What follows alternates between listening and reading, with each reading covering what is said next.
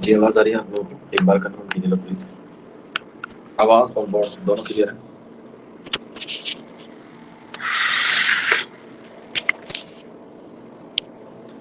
ठीक है, चलिए शुरू करते हैं आज की अपनी क्लास को। और आज हम लोग बाद में करेंगे, जिसमें हम लोग बात करेंगे उर्दू के अखबार के रिसाले के बारे में, जो हमारे एग्ज़ाम में जो है बहुत इंपॉर्टेंट है। जिसे हम लोग कहते हैं सहाफ़त या जिसे हम लोग कहते हैं जर्नलिज़्म, ठीक है? और इसे हम कहते हैं पत्रकारिता या पत्रकार।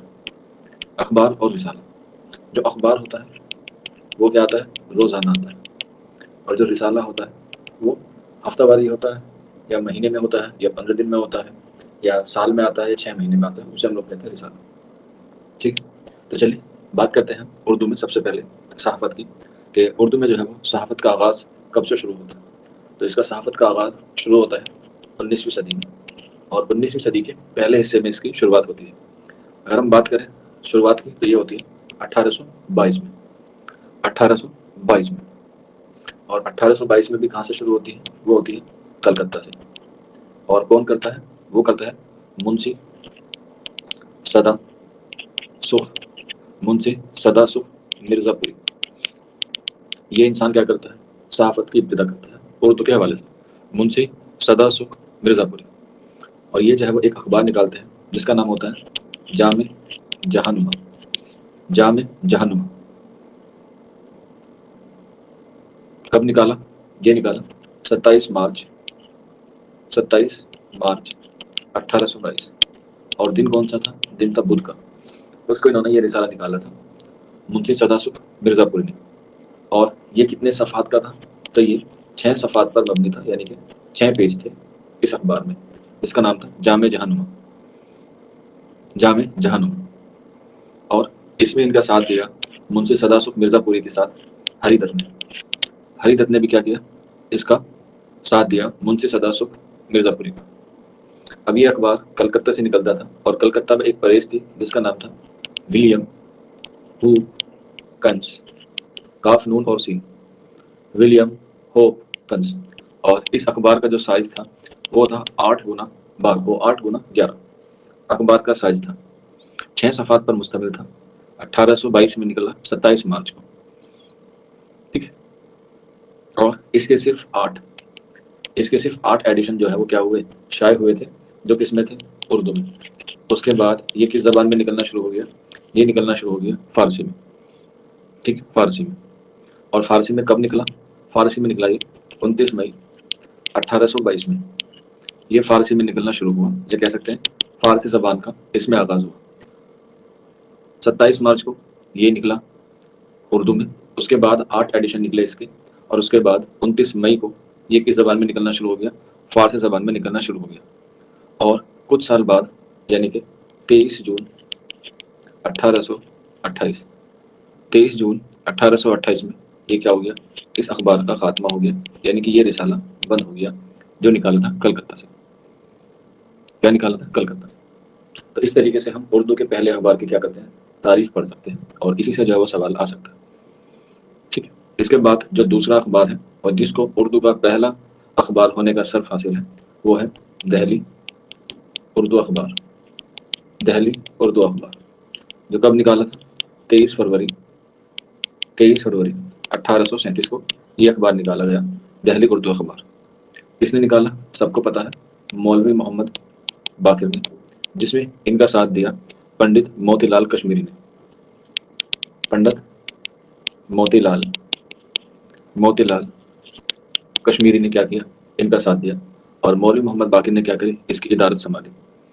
इसकी इदारत संभाली। ठीक है? यहाँ पे जो है ये रिसाला था दहली उर्दू अखबार। इसी के साथ साथ मौलवी मोहम्मद बाकिर ने अपना दूसरा रिसाला निकाला था, जो क्या था? मजहबी रिसाला। जो क्या था? मजहबी रिसाला, जिसका नाम था बनामे मजहरुल हक। बनामे मजहरुल हक। ये भी रिसाला था मौलवी मोहम्मद बाकिर का, जो क्या था? मजहबी रिसाला था। मजहबी रिसाला था।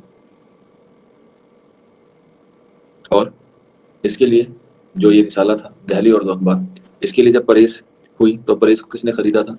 विलियम टेलर ने, जो क्या थे? दहली कॉलेज के प्रिंसिपल थे। दहली कॉलेज के प्रिंसिपल ने दिल्ली कॉलेज के प्रिंसिपल ने दिल्ली अखबार के लिए प्रेस बाकर ने दिल्ली कॉलेज के प्रिंसिपल विलियम टेलर से खरीदी थी। यानी कि जिस अखबार में ये शाये हुआ, दिल्ली उर्दू अखबार, उसकी जो प्रेस थी वो विलियम टेलर से ली थी। जो विलियम टेलर कहाँ थे? प्रिंसिपल थे दिल्ली कॉलेज के। यानी कि दिल्ली कॉलेज में जो प्रेस थी विलियम टेलर से खरीदी, और ये जो है वो क्या हुआ, अखबार को शाये किया। और ये जो अखबार था दिल्ली उर्दू अखबार, ये कैसा अखबार था? ये हफ्तावारी अखबार था। ये हफ्तावारी क्या था? अखबार था। ठीक, और इसकी एक बार में हफ्ते में सिर्फ और सिर्फ 29 कॉपियां जो है वो क्या होती थी? छपती थी। यानी कि 29 सेट या 29 तरीके जो है वो क्या होते थे? इसमें छपते थे। जिसमें से इसका कुछ उन्वान है वो आप लोग लिख लीजिएगा कि कौन कौन से उन्वान दिल्ली उर्दू अखबार में जो है वो क्या होते थे? शाये होते थे। जैसे एक था हुजूर वाला, इसके बाद किला मुअल्ला, किला मुअल्ला, और इसके बाद सुल्तान मुअज्जम, सुल्तान मुअज्जम। ये 3 उन्वान थे जो दिल्ली उर्दू अखबार में क्या होते थे? शाये होते थे। और इसका खात्मा आप लोगों को पता ही है कब हुआ? जब 1857 की गदर हुई और 1858 में ये अखबार क्या हो गया? बंद हो गया। बाद में इस अखबार का नाम अखबारुल ज़फ़र हो गया। अखबारुल ज़फ़र हो गया क्यों? क्योंकि मौलवी मोहम्मद बाकिर को अंग्रेज़ों ने क्या कर दिया था? शहीद कर दिया था। उन पर जो है विलियम टेलर के कत्ल का इल्ज़ाम था। तो इसके बाद उस वक्त के जो बादशाह थे बहादुर शाह ज़फ़र, उन्होंने जो है वो ये अखबार अपने ज़िम्मे ले लिया और इसका नाम हो गया अखबारुल ज़फ़र। लेकिन 1857 की गदर में उनको भी क्या कर लिया गया? उनको भी कैद कर लिया गया। तो ये अखबार भी 1858 में क्या हो गया? बंद हो गया। ठीक है, इसके बाद फिर आपको पता ही है काफ़ी सारे अखबार निकाले गए, काफ़ी सारे अखबार जो है वो जारी किए गए, जिसमें 1870 का जो है वो अखबार बहुत इंपॉर्टेंट आता है, जिसका नाम होता है तहज़ीबुल अखलाक। तहज़ीबुल अखलाक किसने निकाला था? सर सैयद अहमद खान ने निकाला था। कहाँ से निकाला था? बनारस से निकाला था। तो इस तरीके से जो अखबार का तरतीब है वो क्या होता रहा? वो आगे जो है वो चलता रहा।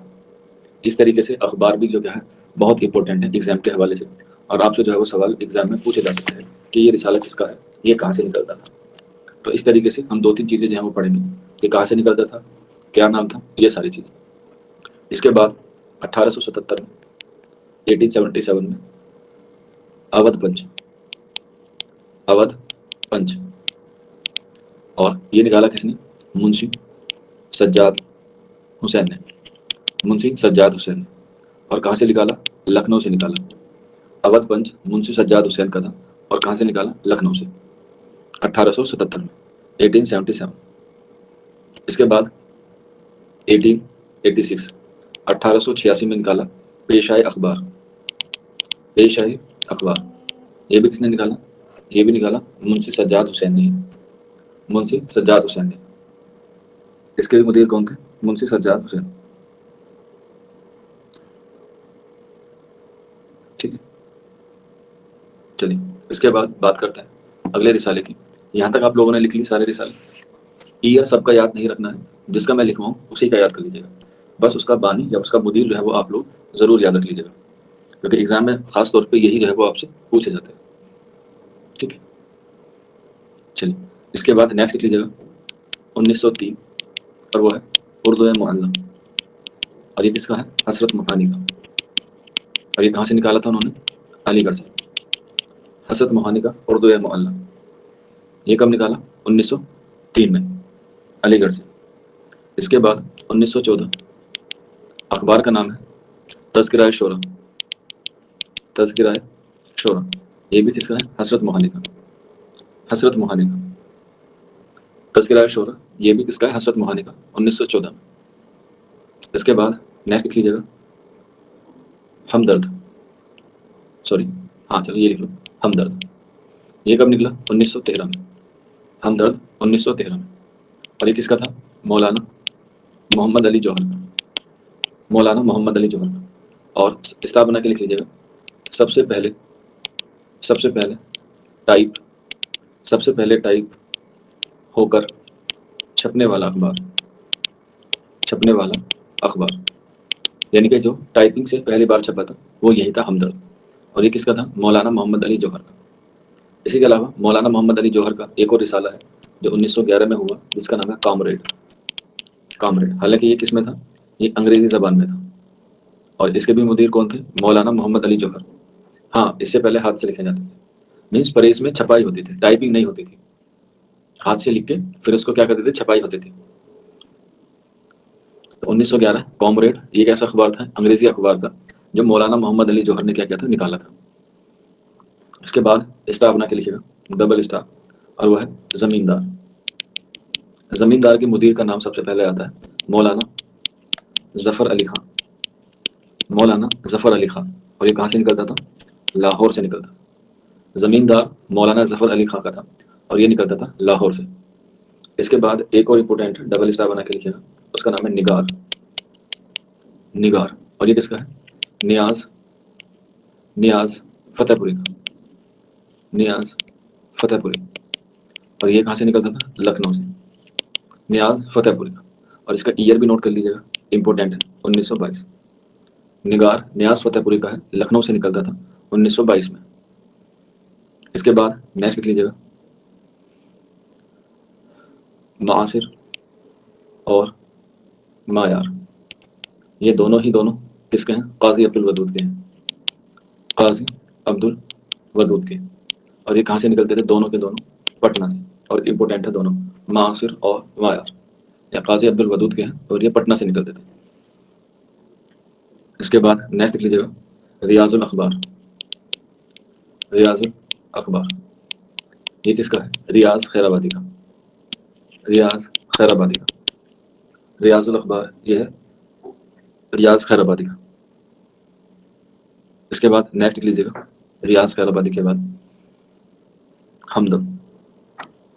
हमदम, ये किसका है, सैयद जालिब दहलवी का, सैयद जालिब दहलवी का ये रिसाला है हमदम। इसके बाद नेक्स्ट लिख लीजिएगा, कहकशा।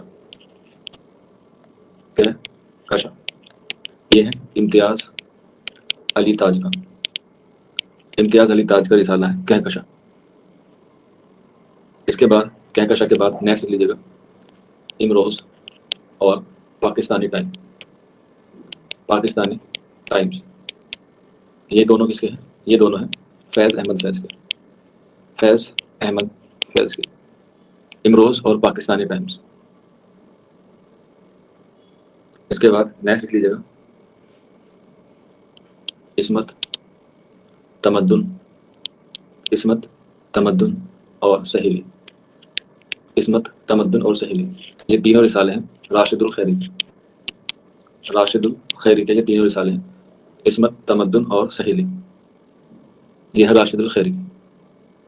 इसके बाद नेक्स्ट लिख लीजिएगा, अल हिलाल अल बिलाग, अल हिलाल अल बिलाग। ठीक, इन दोनों के कौन है, मौलाना अबुल कलाम आज़ाद, मौलाना अबुल कलाम आज़ाद, अल हिलाल और अल बिलाग। इसके बाद नेक्स्ट लिख लीजिएगा, नेक्स्ट रिसाले में तहरीक, तहरीक रिसाला है, और इसके कौन है मालिक, मालिक राम, इसके मुदीर या बानी कौन है, मालिक राम। इसके बाद कलीम, कलीम है जोश मलिह आबादी का, जोश मलिह आबादी का, जो बाद में तरक्की पसंद तहरीक के रिसाले नया अदब के साथ क्या हो जाता है, मर्ज हो जाता है, कलीम। इसके बाद नेक्स्ट लिख लीजिएगा, सच, सच और सदक़े जदीद, और सदक़े जदीद, ये दोनों रिसाले किसके हैं, अब्दुल माजिद, अब्दुल माजिद दरियाबादी के, अब्दुल माजिद दरियाबादी के, सच और सदक़े जदीद। इसके बाद साथी, इसके बाद साथी, ये किसका है, शाहिद अहमद दहलवी का, शाहिद अहमद दहलवी का साथी। नेक्स्ट लिख लीजिएगा आगे, मुनादी, ये भी रिसाला है मुनादी, और यह है ख्वाजा हसन निज़ामी का, ख्वाजा हसन निज़ामी का, और ये कहाँ से निकलता था, ख्वाजा हसन निज़ामी का दिल्ली से। मुनादी ख्वाजा हसन निज़ामी का रिसाला है, और ये निकलता था दिल्ली से, नहीं दिल्ली से नहीं निकलता था, सॉरी लखनऊ से, ये लखनऊ से। इसके बाद कौमी आवाज़, कौमी आवाज़, ये है हयातुल्लाह अंसारी का, हयातुल्लाह अंसारी का, कौमी आवाज़ हयातुल्लाह अंसारी का। इसके बाद क़याम, यह है काजी अब्दुल गफ्फार का, काजी अब्दुल गफ्फार का, काजी अब्दुल गफ्फार का। इसके बाद बुलेटिस या बुलेटिन, बुलेटिस ये है ख्वाजा अहमद अब्बास का, ख्वाजा अहमद अब्बास का बुलेटिस। इसके बाद नेक्स्ट शब खून, शब खून ये किसका है? शमसुर रहमान फारूकी का, शमसुर रहमान फारूकी। और इसका जगह भी इंपॉर्टेंट है, लिख लीजिएगा इलाहाबाद, शमसुर रहमान फारूकी का शब खून इलाहाबाद। अगर ऑप्शन में शमसुर रहमान फारूकी ना आए तो याद कर लीजिएगा दूसरा भी नाम आ सकता है और वो है अकीला शाहीन का। ठीक है, अकीला शाहीन, इन दोनों ने मिलकर निकाला था शब खून, जिसका नाम था शमसुर रहमान फारूकी और अकीला शाहीन। कहाँ से निकाला दोनों ने? इलाहाबाद से, ये रिसाला। इसके बाद सब्रस, ठीक है, सब्रस वैसे दास्तान है लेकिन यहाँ पे रिसाला है, जो किसने निकाला है? मगनी तबस्सुम ने निकाला है, मगनी तबस्सुम ने रिसाला निकाला है सब्रस। ठीक, यहाँ तक किसी बच्चे को कोई दिक्कत, कोई ऐसी बात जो समझ में ना आई हो, एक बार बता दीजिए।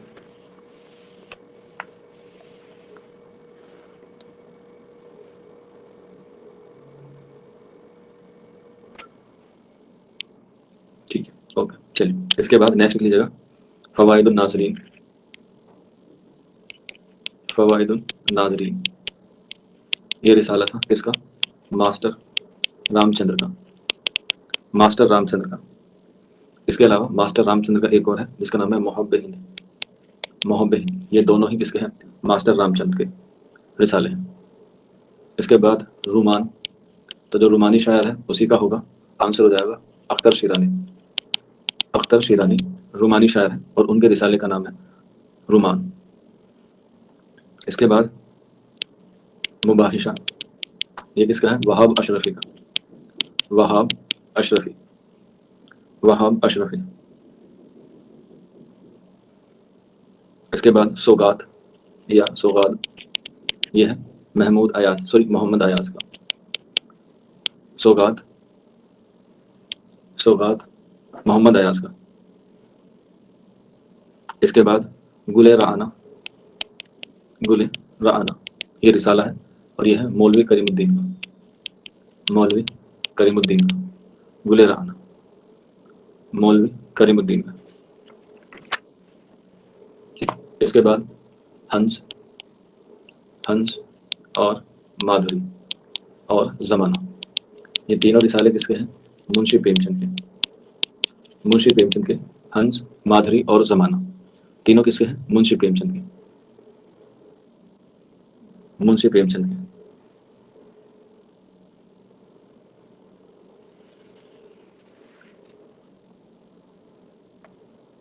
बस इतने ही आप लोग याद रख लीजिएगा, एग्जाम के हवाले से अहम है। एक लास्ट और लिख लीजिएगा और वो है तौहीद, तौहीद ये भी किसका है? ख्वाजा हसन निज़ामी का है, ख्वाजा हसन निज़ामी का तौहीद। बस इतने ही आप लोग रिसाले याद कर लेंगे, इसी में से आपको जो है वो एग्जाम में देखने को मिलेंगे।